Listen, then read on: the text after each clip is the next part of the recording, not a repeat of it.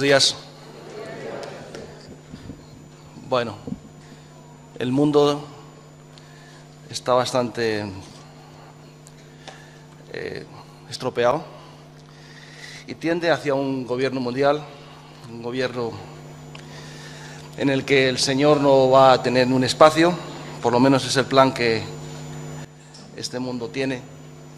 Pero para que ese plan diabólico de crear un mundo con una autoridad mundial sea posible, hay que ir poquito a poco desarmando al hombre, al individuo.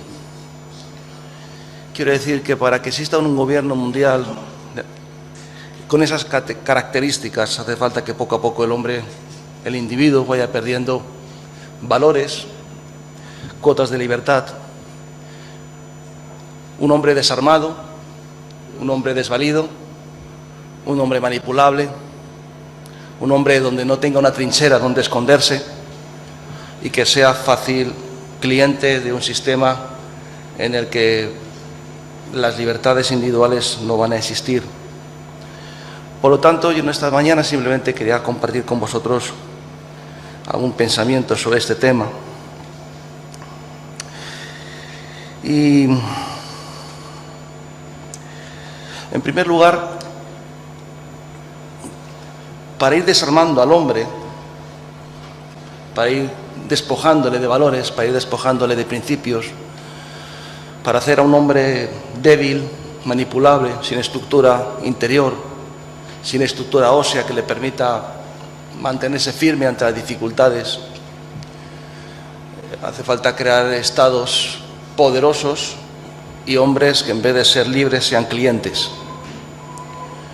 Por eso hoy, en el día de hoy, tenemos que afirmarnos en Dios, tenemos que volver nuestros ojos a Dios, tenemos que cargarnos de principios, de valores y estructuras espirituales que nos permitan ser hombres.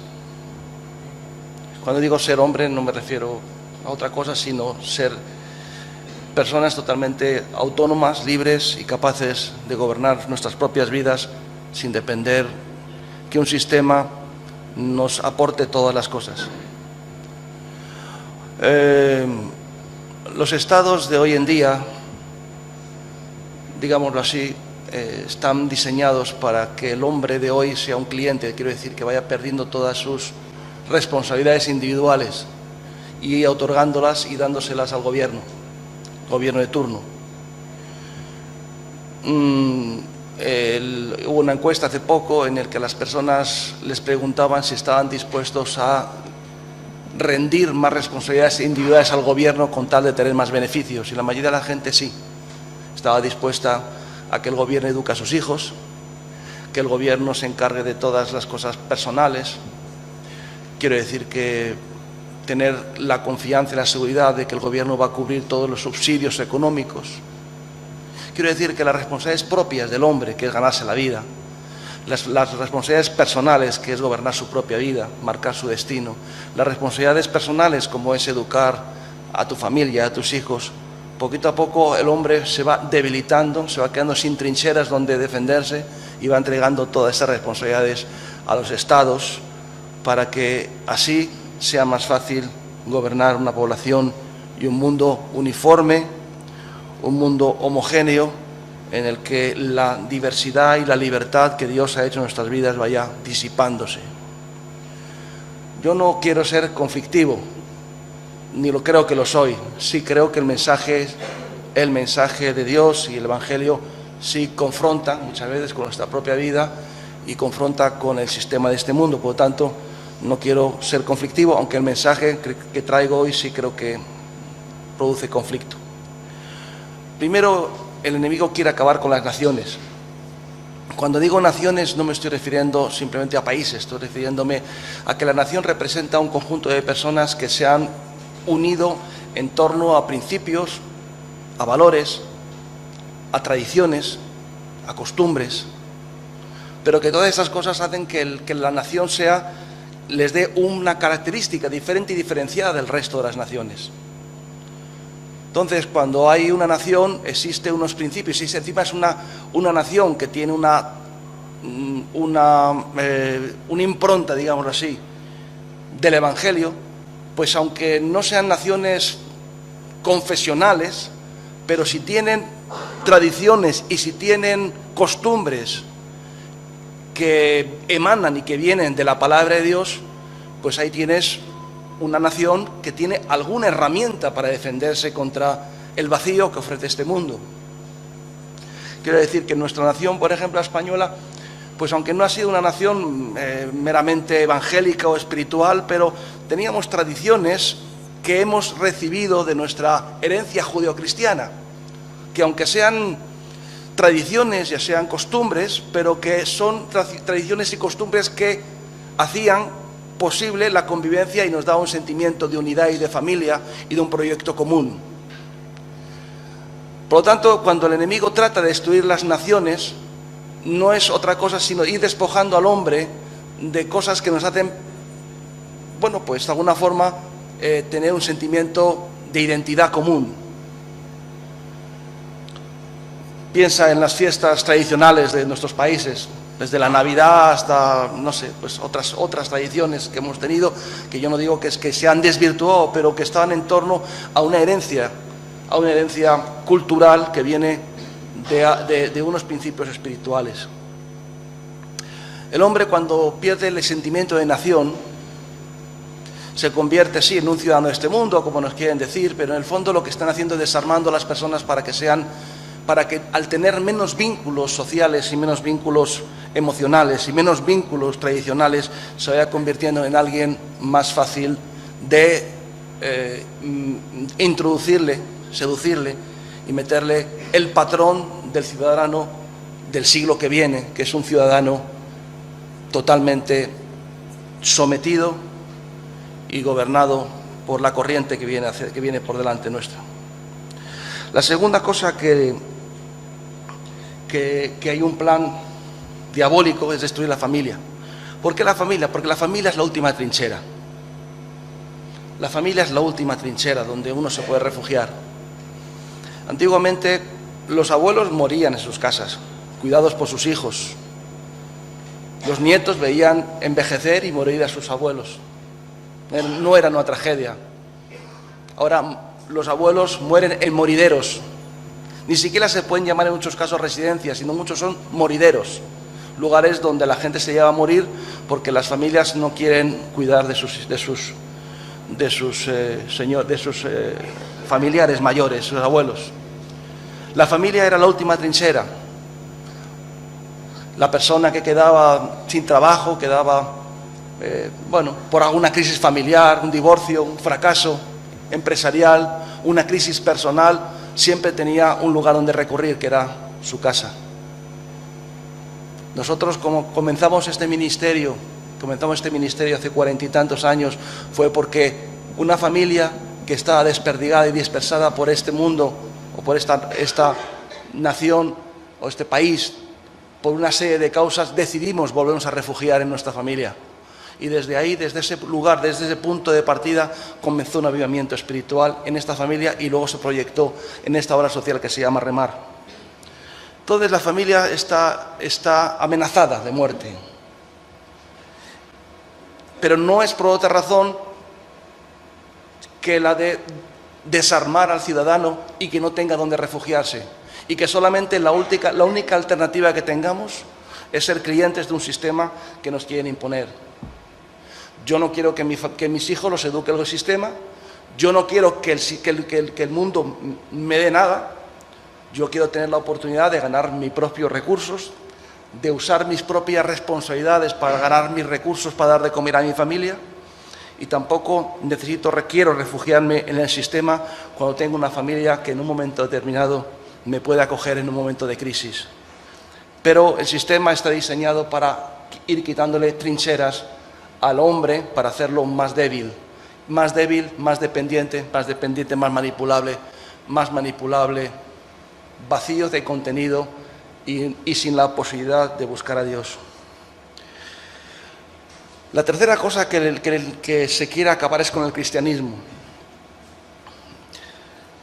Cuando digo el cristianismo me refiero a cualquier manifestación, sea de cualquier denominación, del cristianismo en cuanto a los valores que emanan y que vienen de la palabra de Dios.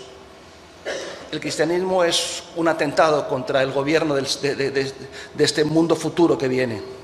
¿Por qué? Porque el cristianismo no da la gloria al hombre, no ensalza al hombre, ensalza a Dios.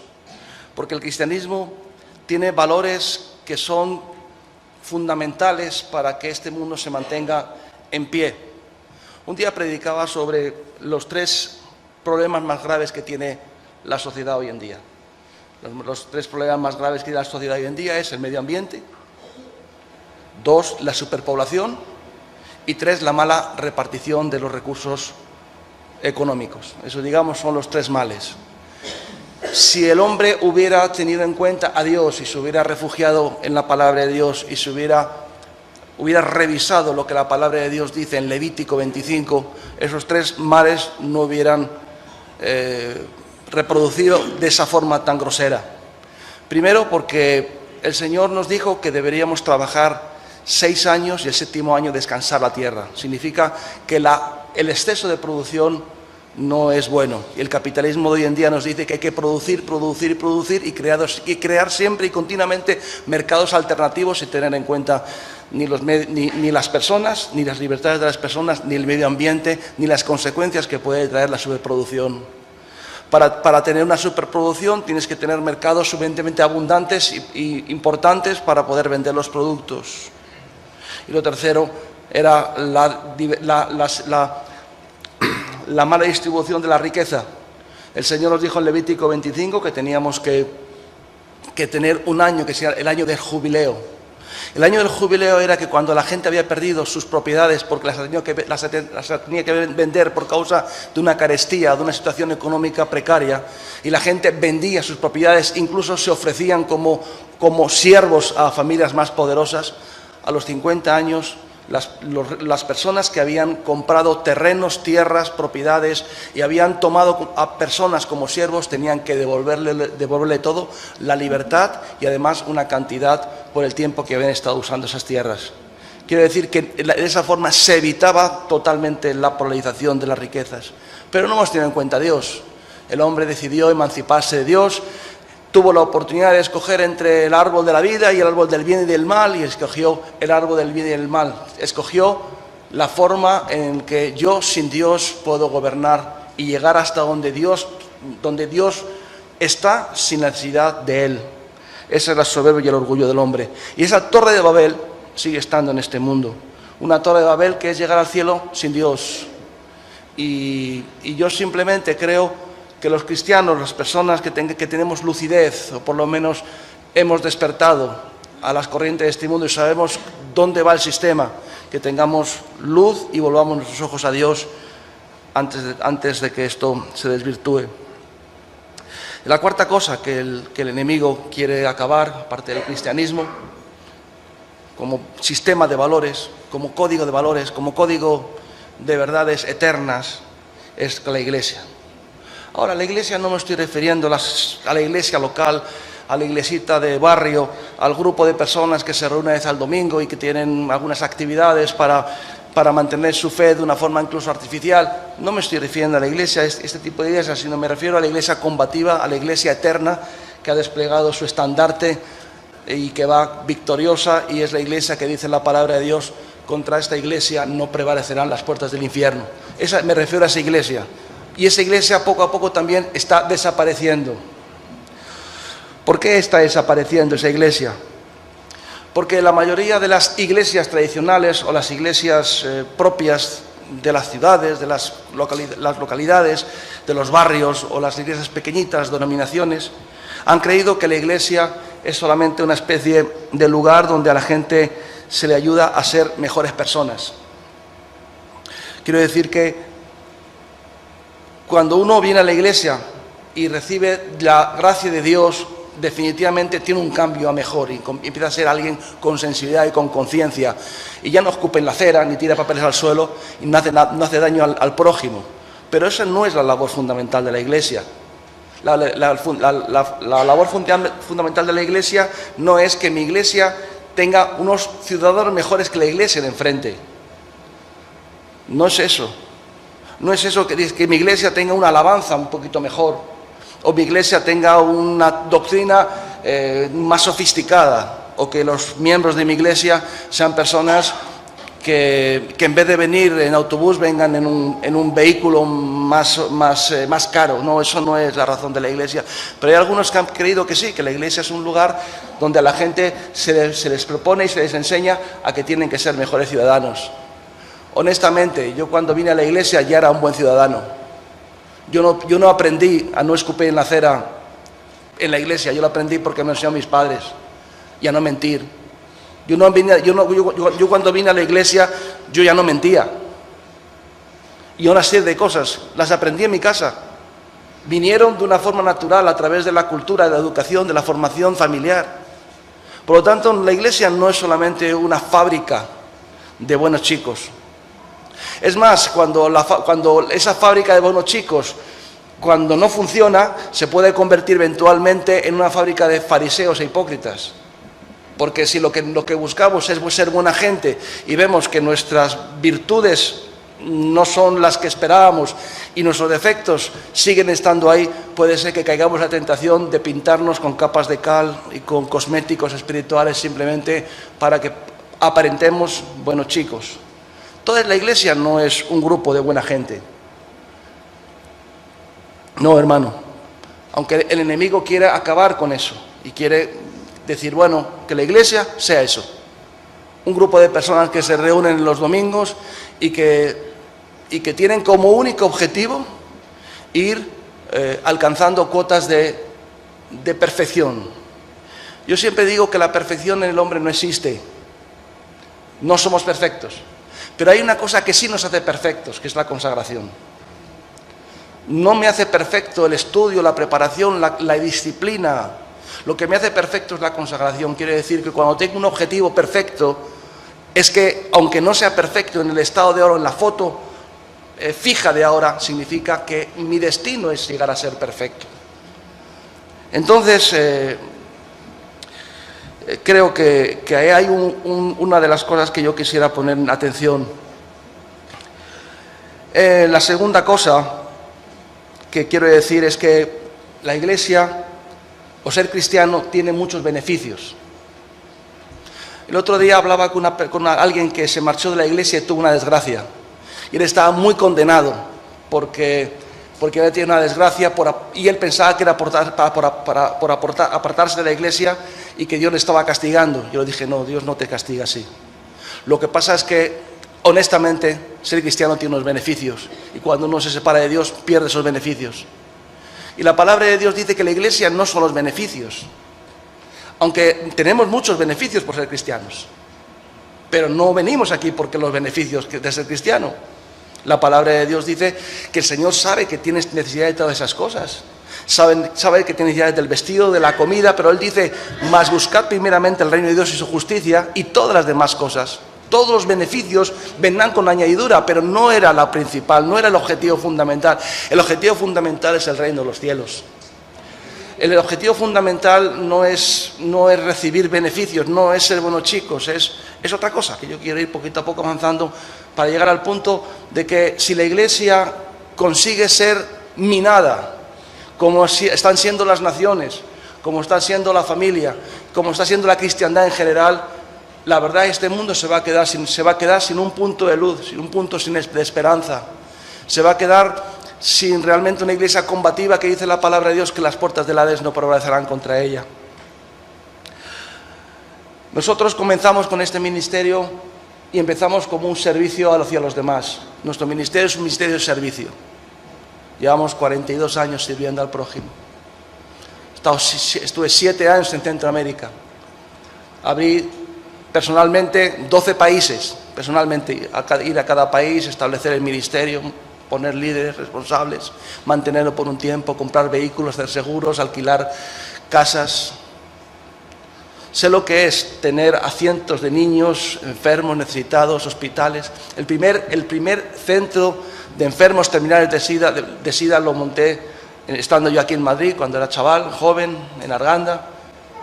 Nuestro ministerio ha sido un ministerio de ayuda para todo tipo de personas. Cuando alguien me pide ayuda, una asistencia social, el gobierno, quien sea. Buscamos la manera para darle cabida en nuestra organización. Nuestro ministerio se diseñó primero como una organización destinada y diseñada para adictos, pero hemos hecho el esfuerzo para que nuestro corazón sea tan amplio que pueda entrar un adicto o pueda entrar una mujer soltera con dificultades, una mujer maltratada, un hombre con problemas de salud mental o un inmigrante o alguien simplemente que ha caído en desgracia. Y hacemos lo posible para poder encajar a todo el mundo en nuestra casa y en nuestro corazón. Pero la Iglesia no es una ONG. El Señor tuvo en su misericordia no solamente llamarnos a ser parte de una Iglesia poderosa que cambia el mundo, sino además nos dio, por su misericordia, una tarea social. Pero no confundimos una cosa con la otra. La llevamos la una y la otra. No es esto o lo otro, es esto y lo otro. No es amor o conocimiento, es conocimiento y amor, porque son dos cosas. No es obra social o iglesia, es iglesia y obra social. Van juntas, pero no es lo mismo. La iglesia es mucho más. La iglesia es mucho más que una escuela donde aprendemos buenos modales y buenos principios. La iglesia es mucho más que un lugar donde se nos hablan de promesas que nos van a aportar beneficios de sanidad, de salud, de prosperidad. Y la iglesia es mucho más que una ONG. Otros decimos y pensamos, no, bueno, la iglesia simplemente es un lugar, un arca de salvación. Honestamente sí. Creo que la labor fundamental o principal es la salvación de nuestras almas. Pero ¿qué hacemos entre la salvación de nuestra alma y el día que partamos con el Señor? Yo fui salvo con 17 años, 16 años. Y ahí no se acabó todo. El día que yo recibí la paz de Dios, el consuelo de Dios y la confianza de que yo pertenecía a su familia eterna y que soy parte de Él, no hizo otra cosa sino que promover en mi corazón un deseo, no solamente decirle gracias Señor porque soy salvo, sino como dijo Pablo, ¿quién eres y qué quieres que yo haga? Entonces la iglesia no es solamente un lugar donde encontramos salvación. ¿Qué pasa entre el espacio entre que somos salvos y el Señor nos lleva? Ahora, yo voy a compartir contigo un texto que es el núcleo de esta predicación y que espero que nos sirva, porque al fin y al cabo, en ese tiempo lo más importante que debemos de tener, honestamente, vuelvo a decir, no es que seamos buenos chicos, no es que tengamos una ONG que estamos en todo el mundo, no es que y soy el primer promotor de la ONG y de los buenos modales y de aparcar bien, soy el primer promotor de predicar la salvación, pero la iglesia es mucho más que todo eso. Y quiero llegar al punto de qué es la iglesia. Dice la palabra de Dios, someteos, capítulo 5 de Efesios, versículo 21, dice, someteos unos a otros en el temor de Dios. Las casadas estén sujetos a sus propios maridos como al Señor, porque el marido es la cabeza de la mujer, así como Cristo es la cabeza de la iglesia, la cual es su cuerpo, y Él es su Salvador. Quizás muchos no habéis reflexionado sobre este texto porque parece que está orientado solamente hacia el matrimonio, pero aquí resume y dice lo que es la iglesia. La palabra de Dios dice que Jesús, dice dos cosas de Jesús, dos cosas, uno que es la cabeza y otro que es nuestro Salvador.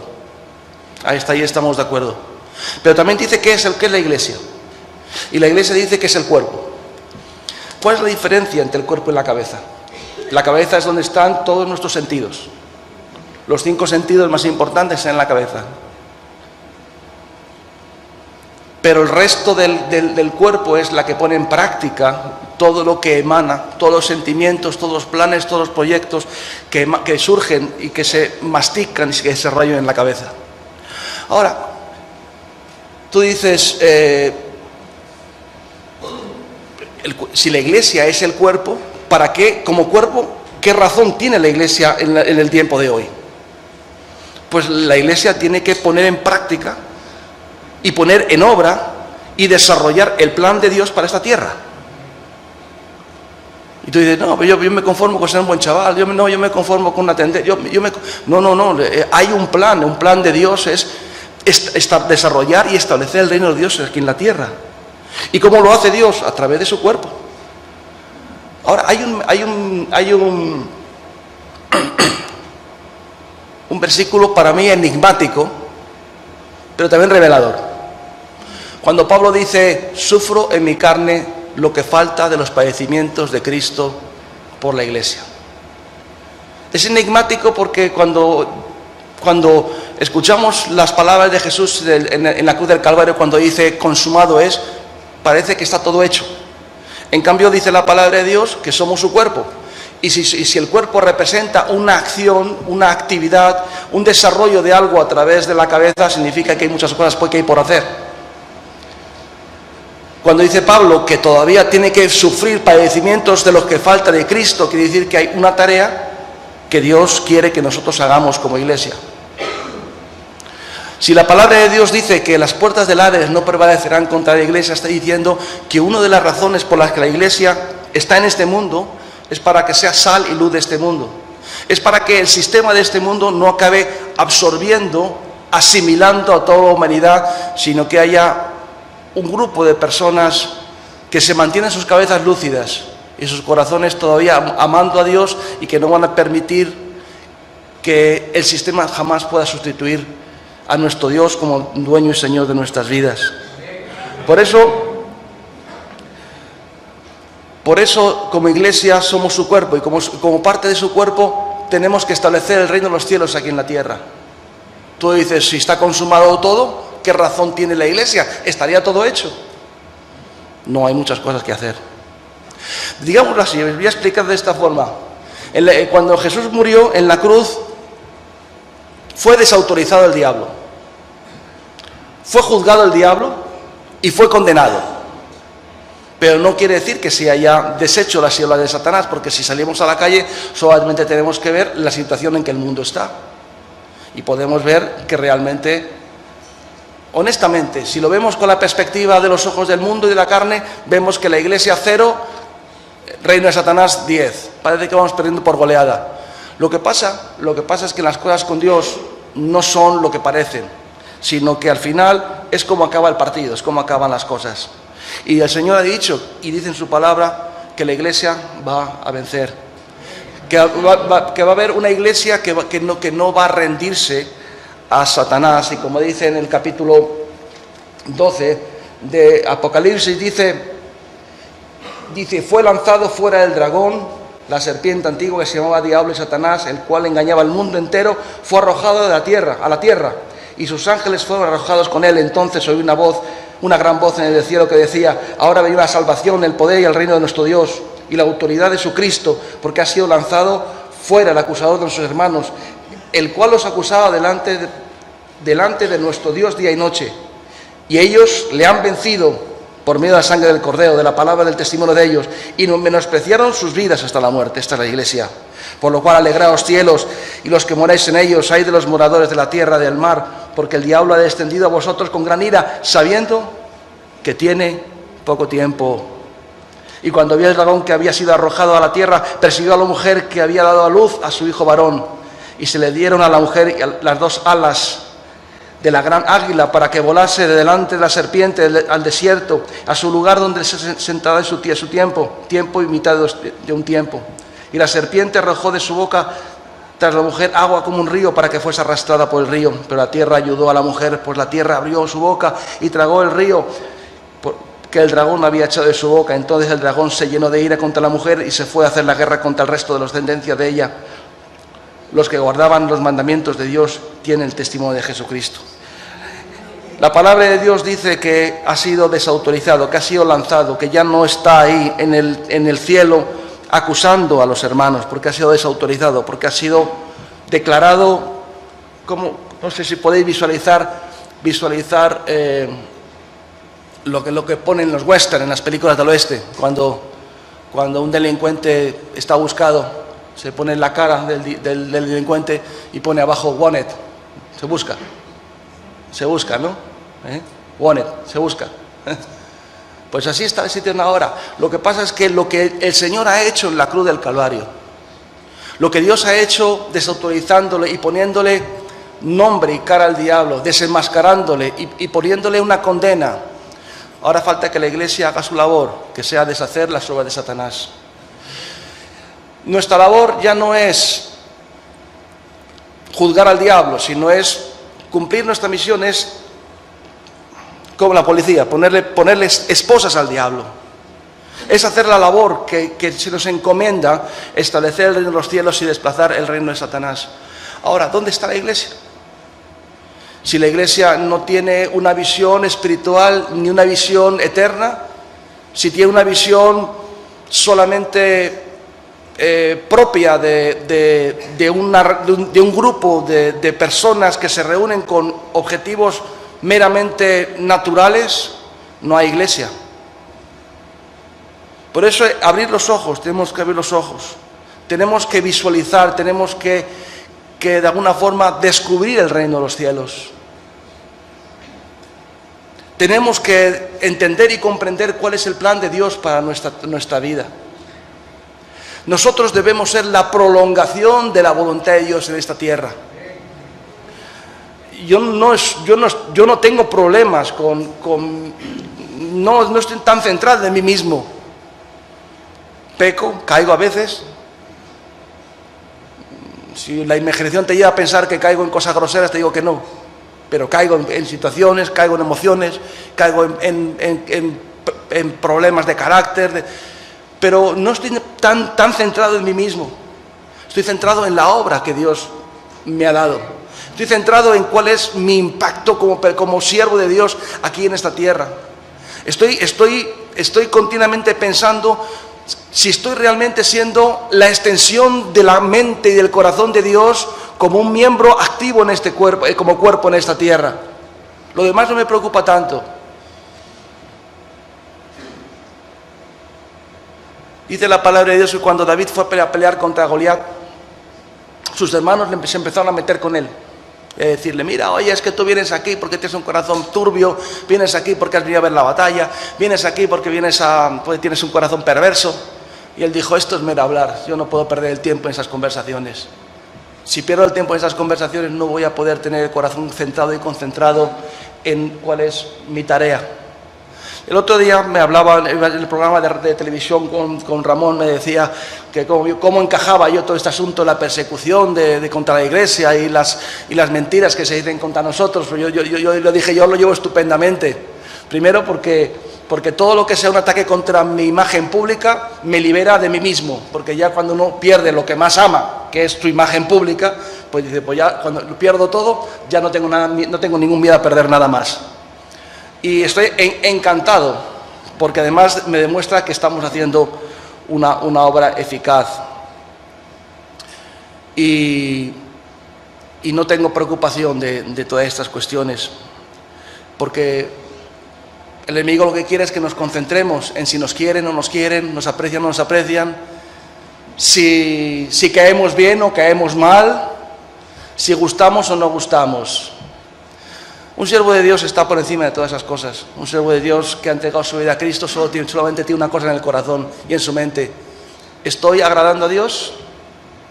¿Mi trabajo, mi tarea, mi ministerio es una extensión de la voluntad de Dios?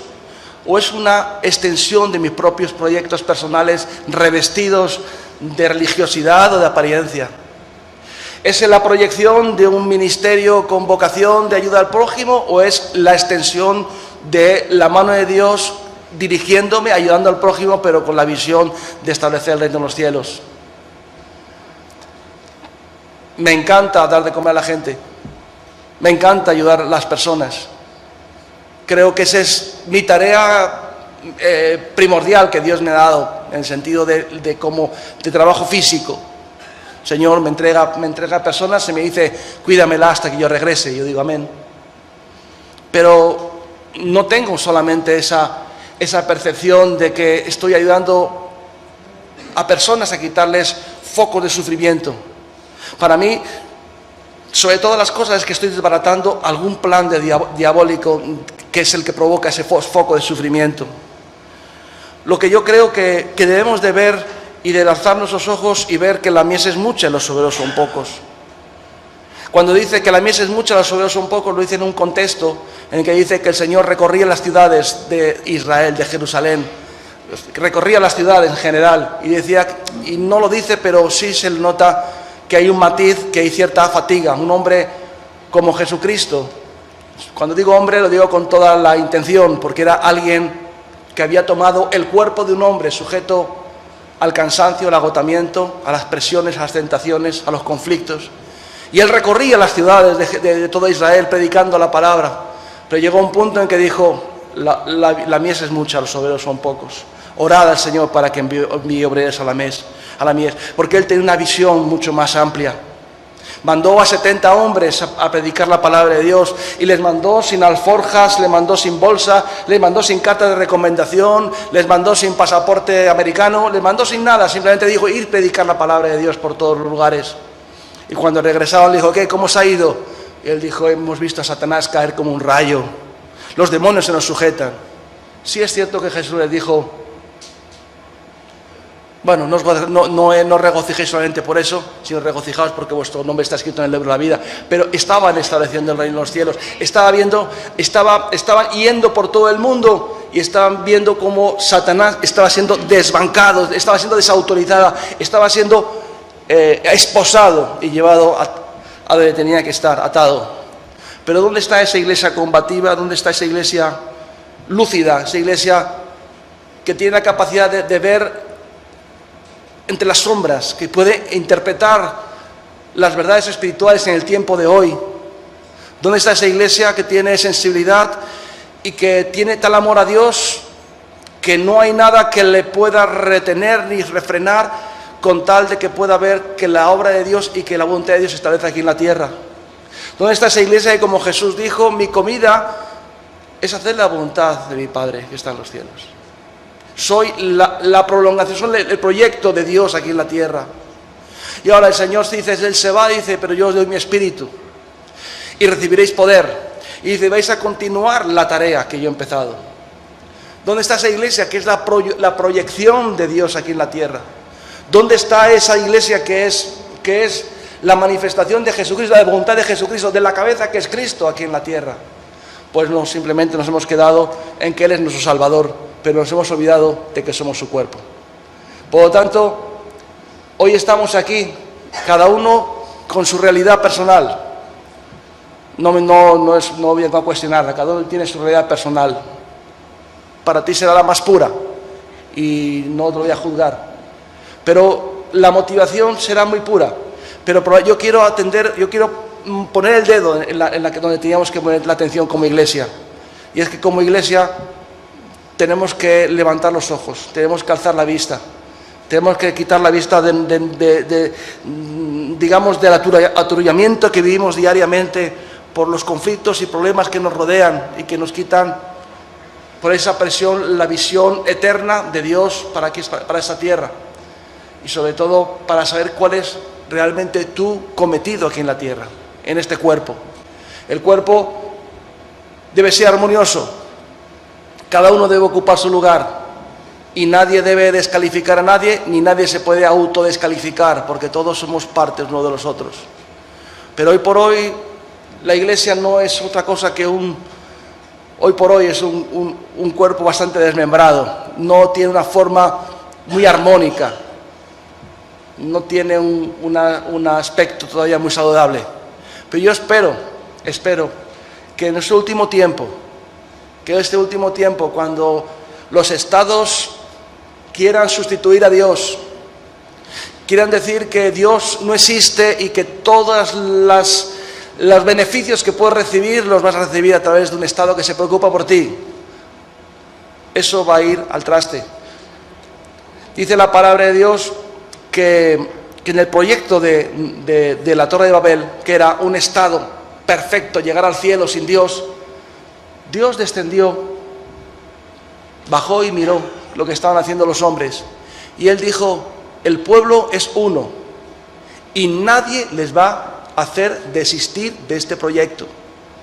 Y dice el Señor, por tanto, descendamos y confundámosles. Este sistema de este mundo está destinado a la confusión.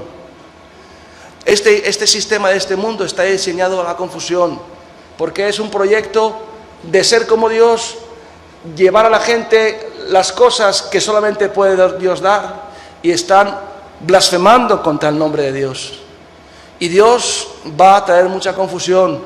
Y cuando la confusión sea tan radical y tan exagerada y tan común y tan distribuida por todo el mundo, espero que haya una iglesia lúcida, una iglesia que, como Noé, haya estado día a día martillando la madera y preparándose un arca para salvar a los que tienen lucidez.